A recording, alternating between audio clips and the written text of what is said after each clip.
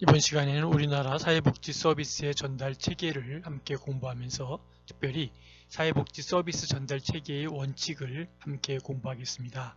강의의 김성철 교수입니다.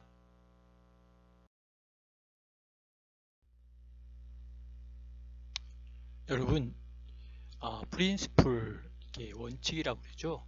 우리가 원칙대로 하자, 원칙에 대해서 또 사회복지는 원칙을 중심으로 해야 된다라고 하는 그런 원칙에 대한 얘기를 한번 잠깐 하고 우리가 좀 더 깊이 있게 나눠보도록 하겠습니다.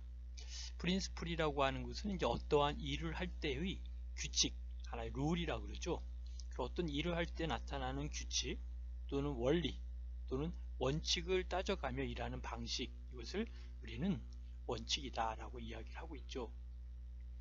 좀 더 구체적으로 얘기를 한다면 원칙적이되 그것이 공평하고 또 논리적인 것인지를 따지는 것도 바로 이런 원칙이라고 하는 부분에서 원칙주의에 해당된다라고 보겠습니다. 이 원칙이라고 하는 프린시플은 사회적인 원칙이 있고 또 여러 가지 원칙이 있지만 이 원칙이라고 하는 것은 사회적인 원칙이 아닌, 다시 말하면 자기 자신의 원칙도 포함하는 그러한 여러 가지가 융합되고 포함되어 있는 원칙을 우리는 이 프린시플이다 이렇게 이야기하고 있습니다. 프린시플이라고 하는 원리라고 하는 것은 사실은 군대조에 나온 용어죠. 군대 용어로서 FM이라고 하는 말을 많이 씁니다. 영어로는 by the book 이라고 하는 뜻으로 FM대로 합시다 라고 하는 말 많이 들어보셨는지요? 근데 이 FM이라고 하는 것으로 있는데, 즉 다시 말씀드리면 이것은 by the book, 있는 그대로의 매뉴얼, 발음이 잘 안되네요. 매뉴얼대로 일처리를 한다는 뜻이다 라는 것이죠. 자, 그런 의미에서 이제 매뉴얼이라고 하는 말이 FM이다 라고 하는 말로 사용되고 있는데요. 이 원칙주의자들은 정치나 사회나 문화적으로 예를 들면 좌파이건 우파이건, 이 좌파 우파이건 간의 공화주의의 성향을 띠는 경우가 많이 있다라고 하는 것을 기억하시면 좋겠습니다.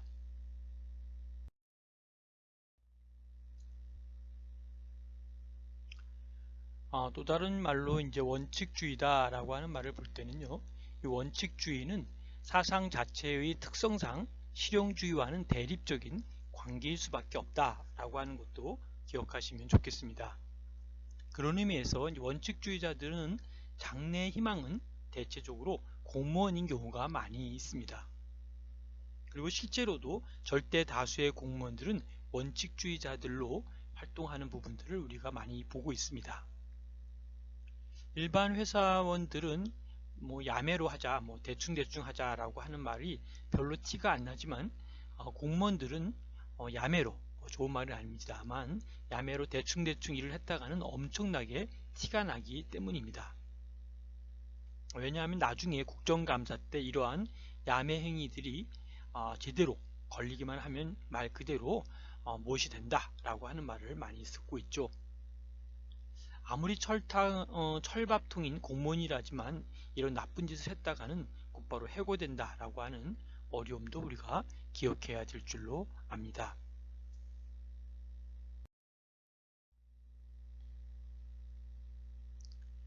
원칙주의자들은 그들이 하는 모든 일을 원칙대로 처리하기 때문에 어이없이 실수나 사고가 거의 발생하지 않습니다. 그래서 우리가 일할 때 사실은 조금 힘들고 어렵더라도 원칙대로 일을 한다는 것이 매우 의미 있고 매우 중요한 일이다 라고 생각을 해봅니다.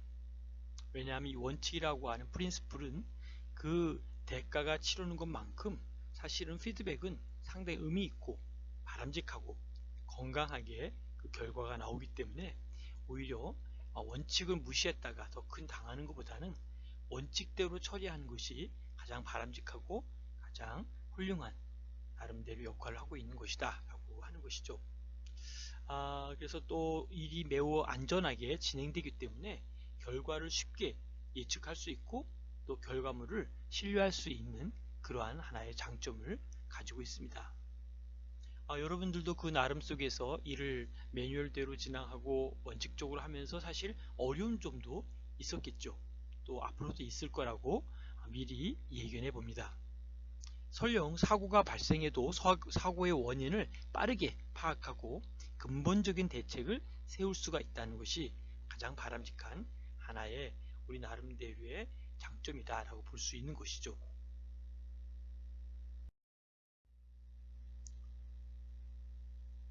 여러분, 원칙주의 사회에서는 우리가 지연이나 학연, 또 혈연 등 인맥으로 인한 비리가 잘 발생하지 않는 것을 보게 됩니다. 왜냐하면 그 예시로 원칙주의적인 국가일수록 부패 인식 지수에서 청렴한 것으로 나타나는 것을 볼 수 있습니다. 그래서 우리가 원칙주의라고 하는 부분을 우리가 좀 항상 다르게 생각하고 뭔가 좀 문제로 생각하는 부분이 있는데요. 이 문제인식을 떠나서 보다 나은, 보다 훌륭한 그러한 나라와 그러한 민족이 되기 위해서는 바로 이러한 원칙주의 입각에서 지연과 학연과 혈연 등의 인목으로 가는 것이 아니라 보다 나은, 보다 좀 더 위대한 그러한 삶으로 가기 위해서는 이런 원칙주의적인 나름대로의 그 상황과 그것이 중요한 부분이다 라고 하는 것이죠. 그래서 반복한 내용이지만 이런 그 국가가 이런 원칙주의적인 것으로 치달았을 때 많은 부패 인식 지수가 청렴한 것으로 나타날 수 있습니다.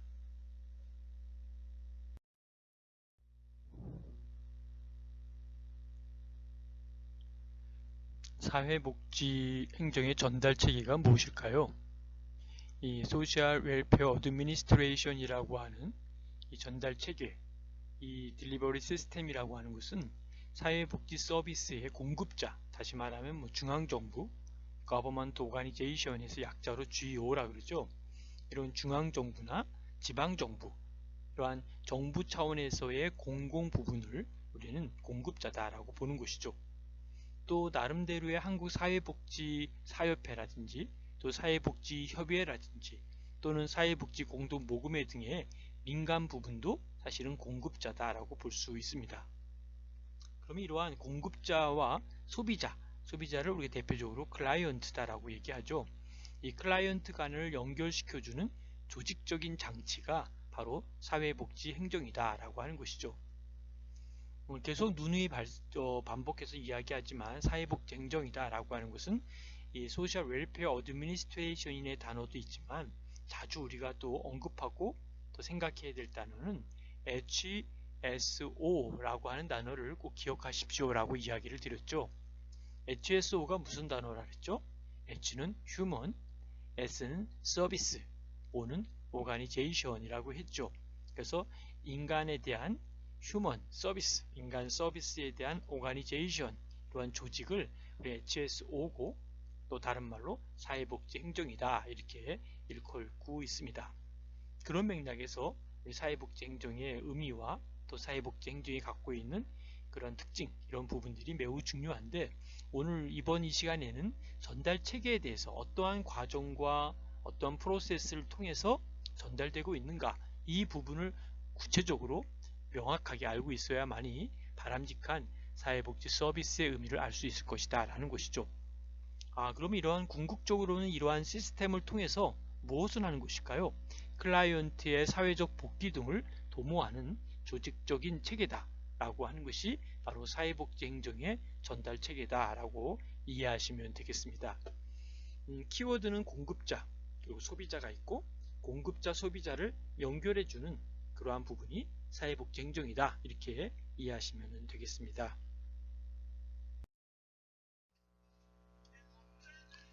서비스 전달 체계의 원칙 중 첫 번째가 전문성의 원칙입니다. 사회복지 서비스의 핵심 업무가 전문적인 서비스이므로 반드시 전문가가 그 업무를 담당해야 한다는 것입니다. 전문성의 정도에 따라서 전문가, 준전문가, 비전문가로 구분하여 이 역할도 수준별로 나눌 수가 있습니다. 사회복지 분야의 종사자는 전문성의 정도에 따라 전문가, 준전문가, 그리고 비전문가로 구분할 수 있습니다. 먼저 전문가, 프로페셔널이란 상식적으로 생각하는 경험과 지식이 많은 사람이 아니라 자격이 객관적으로 인정된 사람으로 자신의 전문적 업무에 대한 권위, 자율적 결정권, 그리고 책임성을 지닌 사람을 의미하는데 사회복지사 등이 이에 해당됩니다. 준전문가, 파라프로페셔널은 업무의 성질상 전문성을 덜 요하는 사람을 말하고, 비전문가, non-professional은 비숙련 업무 및 일반 행정 업무를 담당하는 사람으로서 자원봉사자 등이 이에 해당됩니다. 어쨌든 사회복지행정의 서비스는 헌신적 자세, 경험, 교양, 그리고 상식만 있으면 누구나 할 수 있는 성질의 것은 아니라는 점에서 이러한 원칙은 반드시 지켜져야 할 것입니다. 두 번째는 충분성의 원칙 또는 적절성의 원칙이라고도 하죠. 충분성의 원칙은 사회복지 서비스 대상이 지닌 문제가 있지 않습니까? 그 문제의 해결이나 또는 목표 성취에 있어서 서비스의 질과 양적인 측면, 더 나아가서는 서비스의 제공에 대한 기간은 시간을 얘기하는 거죠. 그런 기간의 적절성을 의미한다라는 것이죠. 자, 예를 들어 본다면 직업에 대한 심층적인 상담 욕구가 있는 대상에게 단순한 정보 상담만을 제공해서 욕구에 제대로 다가가지 못할 경우라면 바로 충분성의 원칙 차원에서 부족하다라고 이야기할 수 있습니다. 다음은 포괄성의 원칙을 보도록 하겠습니다. 서비스 이용자의 욕구에 대해서 다양한 서비스를 포괄적으로 지원한다라는 의미를 갖고 있죠. 예를 든다면 노인 소득 증대에 대한 문제를 가지고 있는데, 여기에 노인 증대에 관한 문제는 바로 직업에 대한 알선이나 직업에 대한 훈련이나 또는 가족 문제 등과 함께 연결되어 있기 때문에 이러한 내용들을 고려하여 다양한 서비스 프로그램이 필요하다라는 것입니다.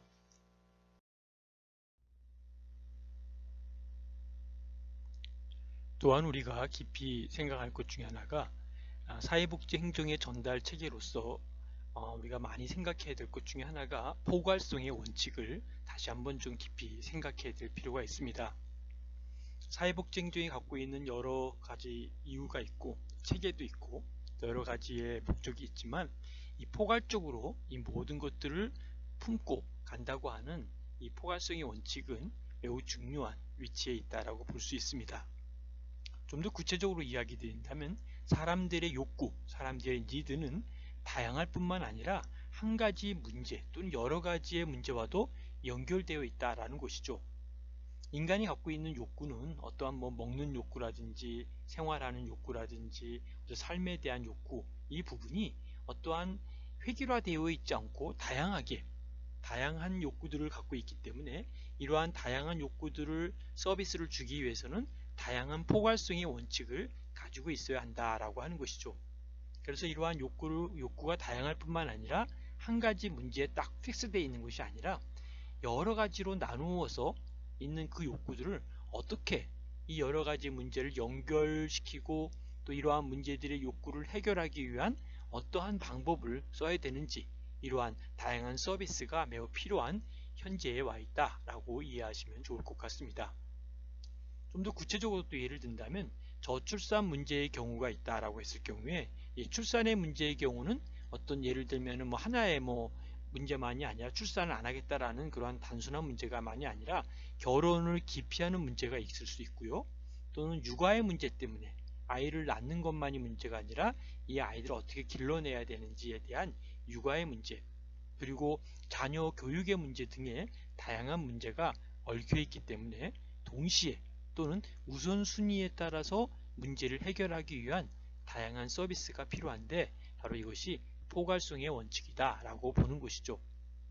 자, 우리가 조금 더 구체적으로 본다면 쉽게 말하면 인간의 다양한 욕구들을 어떻게 해결할 것인지, 그런 욕구에 맞는 맞춤형에 대한 서비스와 맞춤형에 대한 해결 방안을 만들어내는 것, 이러한 것들이 문제 하나가 있을 때마다 문제를 해결하려고 하는 솔루션에 대한 방법에 대한 그러한 결들이, 그러한 방법이, 그러한 하나의 어떤 그 솔루션에 대한 스킬들이 다양하게 있을 수밖에 없다라는 것이죠.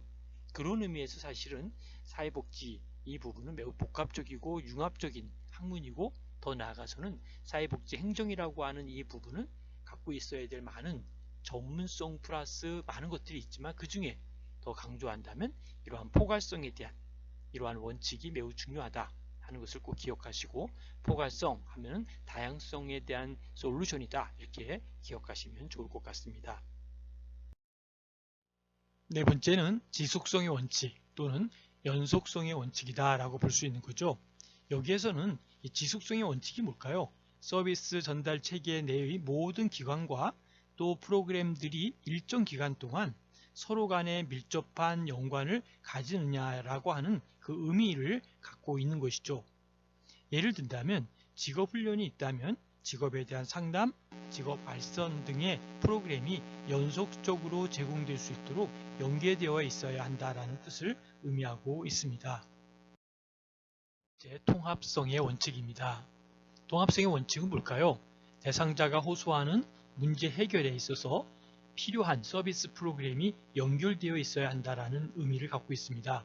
즉 다시 말씀드리면 서비스 대상자들은 복잡하고 다양한 문제를 가지고 있기 때문에 이러한 문제들을 해결하기 위해서는 바로 프로그램이 연계되어 있어야 한다는 것이죠. 예를 든다면 청소년과 아동의 비행이나 일탈 등의 문제는 바로 가정에 대한 폭력, 빈곤, 또 학교 부적응 등의 문제를 수반할 수 있어서 이에 대한 해결을 위해 연관된 다양한 서비스 프로그램이 필요하다라고 하는 것이죠. 여섯 번째는 평등성의 원칙입니다. 평등성의 원칙은 성별, 지위, 인종, 종교 또는 지역에 상관없이 누구나 복지 서비스를 제공받을 수 있다는 절대 평등의 의무입니다. 다른 관점으로는 실업보험이나 의무교육 가입 연령이나 조건 등이 전제가 되는 상대적 평등도 있습니다. 평등, equality, 평등에는 세 가지의 중요한 형태가 있습니다. 첫 번째가 기회의 평등이고, 여기에는 관련되어 있는 사회 집단 간의 제도나 사회적 위치에 접근할 평등의 조항입니다. 즉 다시 말하면 남녀공학이나 모든 계급 출신의 학생들이 대학에 입학할 수 있는 평등과 같은 것입니다. 두 번째는 조건의 평등입니다. 모든 관련되어 있는 사회 집단의 삶의 조건에서의 평등, 즉 소득의 평등과 같은 것입니다.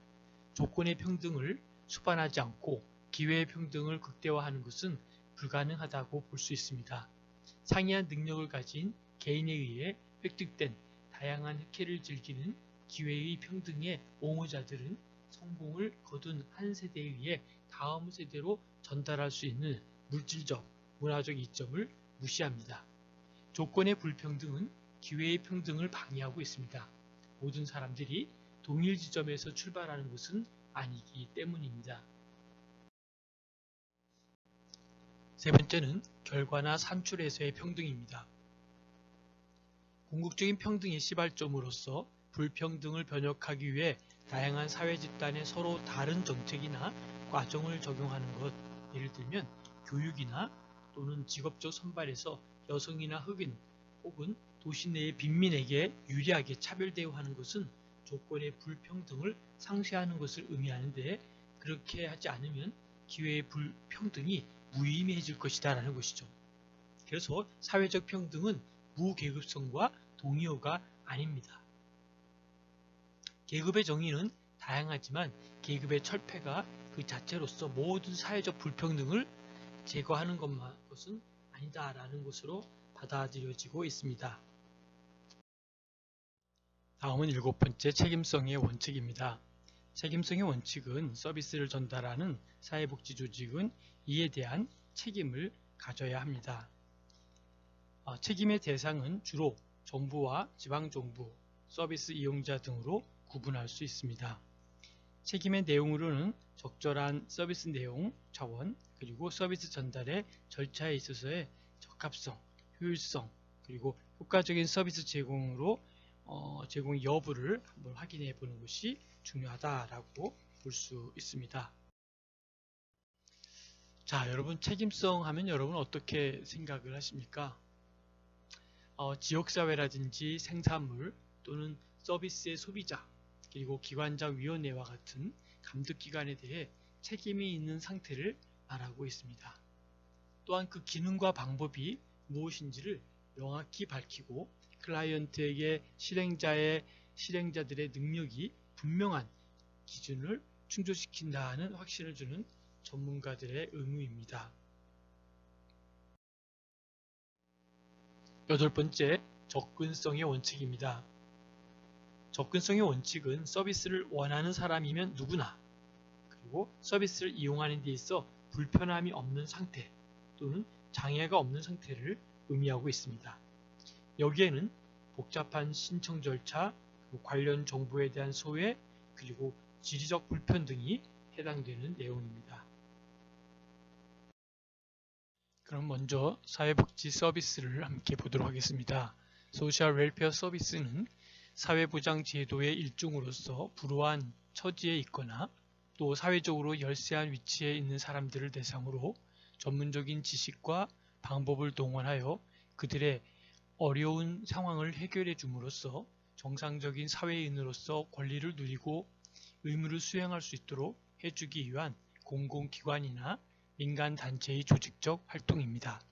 현재 우리나라에서 실시되고 있는 주요 사회복지 서비스는 그 대상에 따라 아동복지, 노인복지, 부녀복지, 가족복지, 장애인복지 등이 있습니다.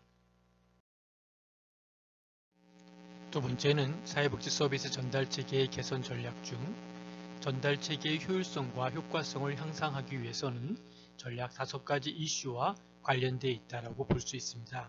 첫 번째는 의사결정의 권위와 통제의 재구조화 전략입니다.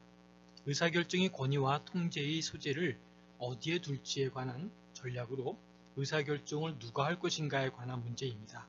이에 대해 협조체계의 구축과 또 시민참여체제의 도입 전략이 있다고 볼 수 있습니다. 두 번째는 업무 분담의 재조직화 전략입니다. 업무 분담 재조직화 전략은 전문가에게 역할을 부여하는 것과 전문가를 조직으로부터 분리하는 것으로 나누어 생각할 수 있습니다.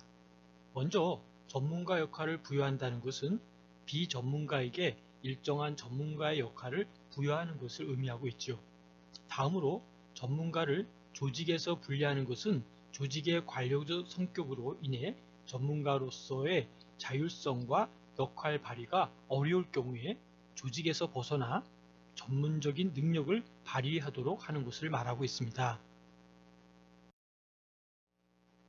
세 번째는 전달체계의 구조 변경 전략입니다.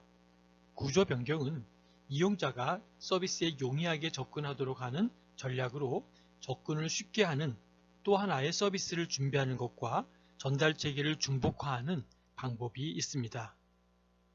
접근을 쉽게 하는 또 하나의 서비스를 준비하는 것은 바로 전달체계 내에서 이용자를 위한 안내와 의뢰 등 적극적인 방안을 활용해서 서비스 접근을 촉진하는 것을 의미합니다.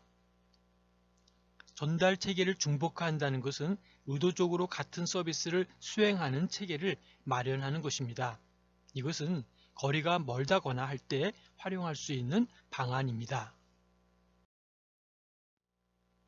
네 번째, 전달 체계의 운영 주체 관련 전략입니다. 서비스 전달 체계의 운영 주체는 그 성격에 따라 공공과 민간 차원으로 나누어지고 서비스 전달 내용에 있어서 차이가 있습니다. 국민 전체를 대상으로 하는 사회보험 등의 서비스는 공공조직이 담당해야 하지만 다양한 대상에게 다각적인 접근이 필요한 사회 서비스와 같은 내용은 민간 조직이 제공할 수 있습니다. 다섯 번째, 서비스 배분의 전략입니다. 사회복지 서비스의 재원과 인력은 한정되어 있기 때문에 이처럼 제한적인 자원으로 많은 사람들의 욕구를 충족하도록 배분하는 것은 중요하지만 어려운 일입니다. 서비스 배분 전략은 서비스의 효율성을 향상하는 것에 관련된 문제이며 공급 억제와 수요 억제의 방법이 있습니다. 공급 억제에 있어 제한과 강화는 수혜 자격 요건을 까다롭게 하여 이용률을 낮추는 것이고 희석화는 서비스의 양과 질을 낮추는 방법입니다. 수요 억제는 서비스 접근의 물리적 장애 요소를 제거하지 않거나 장애를 발생하도록 신청 절차를 복잡하게 하는 등의 방법을 통해 수요를 억제하는 것입니다.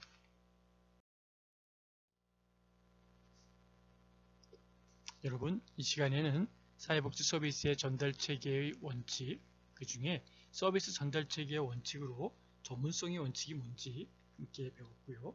더 나아가서는 충분한 또는 충분성이라고 얘기하죠. 충분성의 원칙에 대해서 함께 고민했습니다. 그리고 중요한 부분이 포괄성의 원칙에 대해서도 함께 여러분들이 배웠고요. 그 다음에 지속성 또는 연속성의 원칙이라고 그러죠. 네 번째를 배웠고요. 다섯 번째가 이제 통합성의 원칙이었고, 여섯 번째가 평등성의 원칙이었고, 일곱 번째가 책임성의 원칙, 그리고 여덟 번째죠. 접근성의 원칙. 이 여덟 가지의 원칙은 굉장히 중요하기 때문에 여러분이 계속적으로 리마인드 하시고 나름대로 의미를 다시 한번 되새겨 보시면 좋겠다라고 생각을 합니다. 그리고 두 번째, 사회복지 서비스의 전달 체계의 개선 전략을 함께 배웠죠. 여기서는 의사결정의 권위와 통제의 재구조화의 전략에 대해서 배우고요. 그 다음에 업무 분담의 재구조화의 전략, 그 다음에 서비스 체계의 구조 변경 전략, 네 번째가 전달 체계의 운영 주체에 관련 전략으로 보았습니다. 그래서 다섯 번째 마지막으로 서비스 배분 전략으로 보았는데요. 어떻게 생각하십니까? 여러분들이 생각하는 서비스, 그리고 우리가 갖고 있는 서비스의 개념이 지역마다 또 사람마다 조금씩 다를 수 있지만 여기 사회복지 서비스의 전달 체계의 원칙만큼은 아주 중요한 모든 것들을 공정하게 또 바르게 서비스를 주고 서비스를 나름대로 나눌 수 있는 그런 부분이 전달 체계가 확실히 이런 시스템으로 전문성, 충분성, 포괄성, 그리고 지속성, 통합성, 평등성, 그리고 책임성과 접근성, 이런 원칙의 흐름들을 쭉 기억하시면서 어떻게 하면 우리 속해 있는 조직들이 어떤 방향으로 가는 것이 좋을지, 또 어떻게 하는 것이 좀 더 의미가 있는 것인지, 이러한 측면으로 여러분들이 생각해 보시면 좋을 것 같습니다. 경청해 주셔서 대단히 감사하고요. 질문이나 토론을 하실 분들은 이 카톡에 자료를 남겨주시면 좋겠습니다. 수고하셨습니다.